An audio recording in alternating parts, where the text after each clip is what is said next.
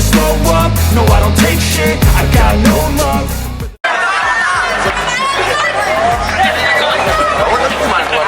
Semua pemain. Ketua Umum PSSI, Erick Thohir, mengisyaratkan bersedia membantu pemain Tottenham Hotspur U18, Gabriel Hanwilhoff-King, mengurus proses naturalisasi. Gabriel Hanwilhoff-King diketahui tidak mempunyai paspor Indonesia. Maka dari itu, Gabriel Hanwilhoff-King harus melewati rangkaian naturalisasi untuk bisa berseragam merah putih. Gabriel Hanwilhoff-King sejatinya masuk dalam daftar pemain diaspora yang diproyeksikan memperkuat timnas U17 Indonesia di Piala Dunia U17 2023. Dan kalau masalah individu yang lain saya tidak bisa komen, kata Erick Thohir dalam sesi jumpa pers, Rabu, 2 Agustus 2023. Kalau memang merah putih, datang ke sini, naturalisasi bisa kita urus. Asal hatinya mau main di sini, sambung pria kelahiran Jakarta tersebut. Sebelumnya, Menteri Pemuda dan Olahraga, Menpora, Dito Aryo Tejo, mengakui bahwa Gabriel Hanwilhoff-King tidak mempunyai paspor Indonesia.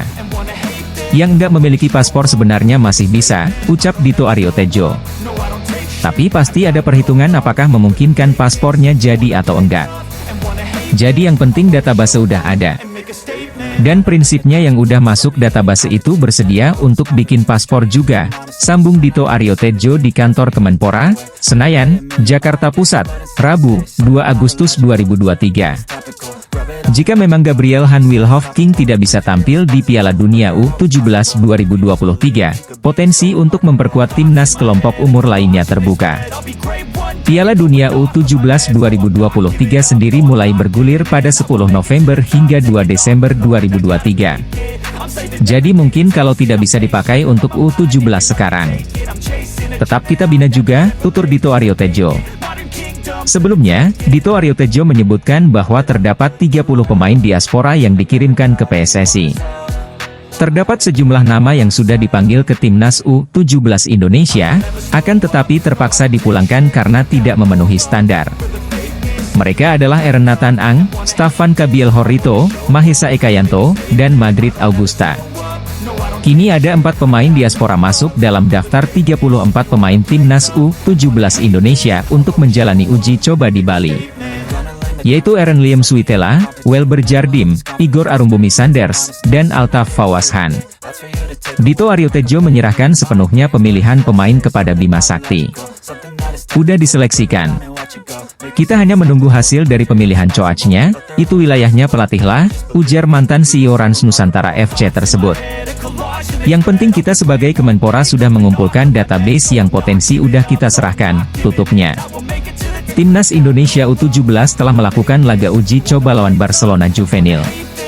Dalam laga tersebut, skuad Garuda Muda kalah dengan skor cukup telal 0-3. Menanggapi hal ini, pelatih asal Jerman, Frank Wormuth, dikabarkan hasil laga tersebut akan dijadikan ajang untuk membaca kekuatan skuad Garuda Muda. Hal ini sebagaimana yang disampaikan oleh pelatih Timnas Indonesia U17, Bima Sakti. Frank bilang organisasi ini bagus, tadi siang kita ngobrol beberapa, katanya dia mau lihat pemain kita kemampuannya bagaimana, tidak bisa dia orang Jerman bawa metode Jerman, ujar Bima Sakti, dikutip dari laman Instagram Garuda Victors, Jumat, 4 Agustus 2023. Selain itu, sosok yang saat ini menjadi konsultan Timnas Indonesia U17 tersebut sedang membaca karakter dari tiap pemain. Frank Wormuth, harus tahu karakter pemain kita dan tadi dia bilang kita punya kemampuan untuk counter attack, tinggal di mana dan siapa yang melakukan, lanjut Bima Sakti. Timnas Indonesia U17 dipastikan akan berlaga dalam ajang bergengsi Piala Dunia U17, setelah resmi ditunjuk FIFA sebagai tuan rumah. Dalam rangka menyambut hal tersebut, PSSI telah melakukan berbagai persiapan seperti seleksi di berbagai daerah, dan menunjuk Frank Wormuth untuk mendampingi pelatih Bima Sakti. Angin segar datang dari Timnas Indonesia, karena PSSI tengah mengupayakan naturalisasi pemain baru. Anggota Komite Eksekutif PSSI, Arya Sinulinga, mengumumkan kabar tersebut melalui akun Instagram pribadinya belum lama ini. Proses naturalisasi pemain untuk bergabung dengan Timnas Indonesia sedang dijalankan dan menjadi sorotan publik. Seperti diketahui, timnas Indonesia memang sedang menghadapi jadwal yang padat hingga awal tahun 2024 mendatang. Skuad asuhan Shin Tae-yong itu akan memulai berlaga pada babak pertama kualifikasi Piala Dunia 2026 zona Asia. Yang mana, timnas Indonesia akan bersua dengan Brunei Darussalam pada babak pertama. Laga timnas Indonesia versus Brunei Darussalam akan digelar dalam 2 laga secara kandang tandang. Jika berhasil menang, nantinya Garuda akan melaju ke babak kedua. Pada babak kedua nanti, timnas Indonesia akan tergabung dalam grup F bersama Irak, Vietnam dan Filipina. Kemudian, timnas Indonesia juga akan berlaga ke ajang Piala Asia 2023 pada Januari 2024. Di Piala Asia 2023, timnas Indonesia tergabung ke dalam grup D bersama Jepang, Irak, dan Vietnam. Pada ajang ini, tim asuhan Shin Tae-yong ditargetkan untuk lolos dari fase grup. Atas padatnya agenda penting yang akan dilakoni timnas Indonesia, membuat Garuda membutuhkan banyak pemain berkualitas. Salah satu upaya untuk menemukannya adalah dengan melakukan naturalisasi.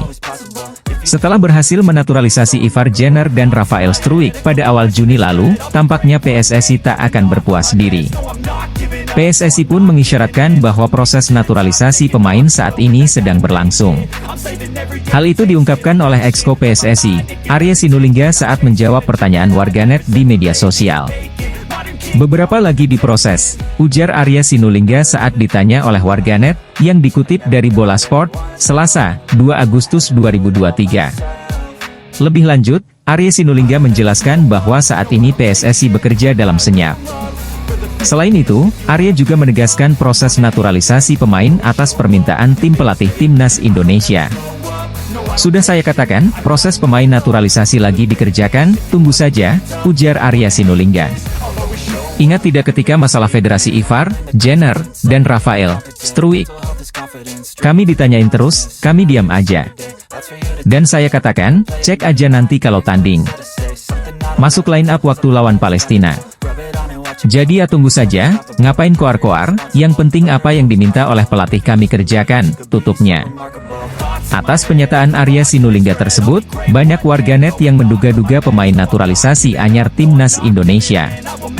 Beberapa kandidat pun mencuat pada kolom komentar tersebut, salah satunya Jay Itzes yang baru saja resmi bergabung bersama klub Italia, Venezia. Pasalnya, Itzes pernah terang-terangan mengaku ingin dinaturalisasi.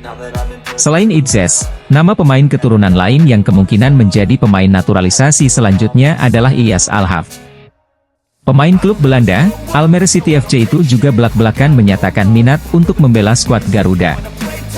Hadirnya pemain naturalisasi baru tersebut nantinya diharapkan mampu menambah kekuatan timnas Indonesia saat berlaga di kualifikasi Piala Dunia 2026 dan Piala Asia 2023.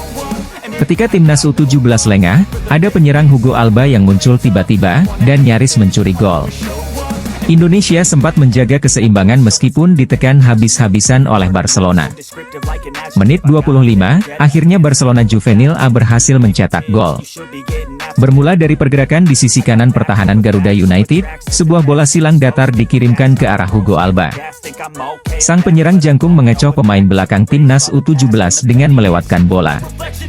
Di belakangnya, ada Brian Farinas Perez yang mengirim tembakan telak ke gawang Indonesia, skor 1-0. Timnas U17 Indonesia kesulitan untuk mengembangkan permainan. Sebaliknya, Barcelona Juvenil A tampak nyaman dalam mengontrol tempo laga. Akhir babak pertama, Arhan Kaka, penyerang Persis Solo, disuntikkan pelatih Bima Sakti untuk menajamkan serangan.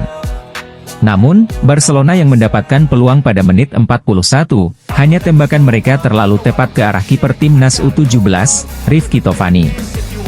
Seiring dengan kepercayaan diri timnas U17 yang meningkat, Habil Akbar yang mendesak dari sisi kiri pertahanan Barcelona, siap menyambut bola muntah.